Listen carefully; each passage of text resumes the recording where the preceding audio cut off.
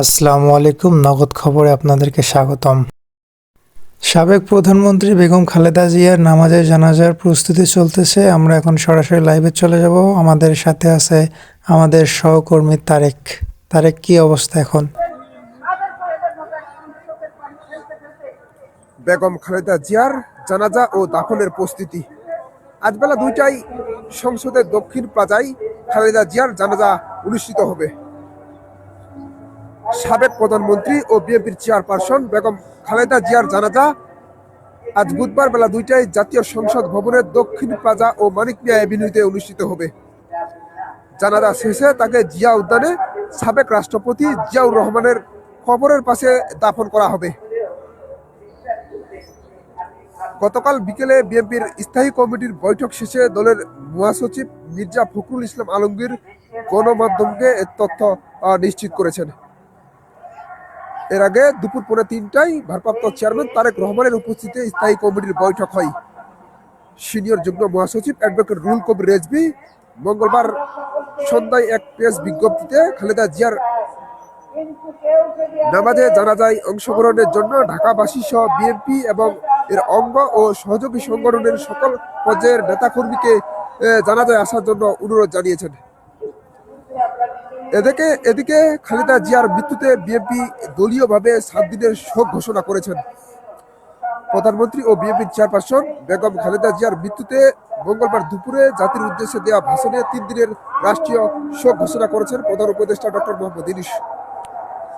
একই সঙ্গে আজ বুধবার 31 ডিসেম্বর নির্বাহী আদেশে একদিনের সরকারি ছুটি ঘোষণা করা হয়েছে।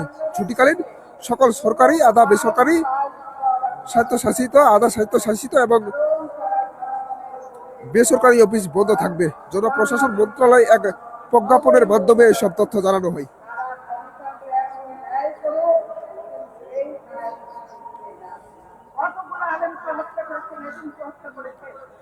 খালেদা জিয়ার মৃত্যুতে রাষ্ট্রপতি ও প্রধান উপদেষ্টার পৃথক পৃথক শোক ঘোষণা করেছেন।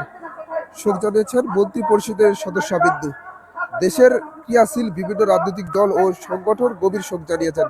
মঙ্গলবার 30 ডিসেম্বর ভোর 6টায় রাজধানীর এভারকেয়ার হাসপাতালে চিকিৎসাধীন সাবেক প্রধানমন্ত্রী খালেদা জিয়া মৃত্যুবরণ করেন।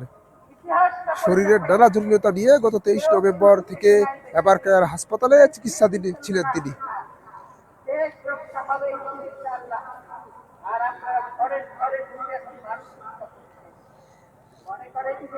সাবেক 3বারের সফল প্রধানমন্ত্রী বেগম খালেদা জিয়ার জন্মস্থান ছিলেন তৎকালীন দিনাজপুর জেলার জলপাইগুড়িতে। স্বামী ছিলেন সাবেক রাষ্ট্রপতি জিয়াউর রহমান। সন্তান তারেক রহমান, আরাফাত রহমান কোকো প্রয়াত। তিনি রাজনীতিতে আসেন 1982 সালে বিএনপির সদস্য হন। 1983 সালে দলের সিনিয়র ভাইস চেয়ারপারসন, 1984 সালে চেয়ারপারসন।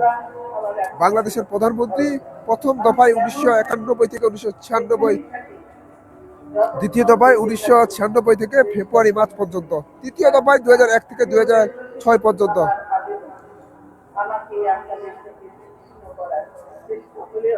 খালেদা জিয়ার শেষ যাত্রার পথ আমরা এই মুহূর্তে জানতে পেরেছি।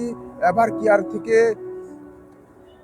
তার লাশবাহী কফিন গাড়ি এই মুহূর্তে সংসদ ভবনের উদ্দেশ্যে ছুটে আসতেছেন।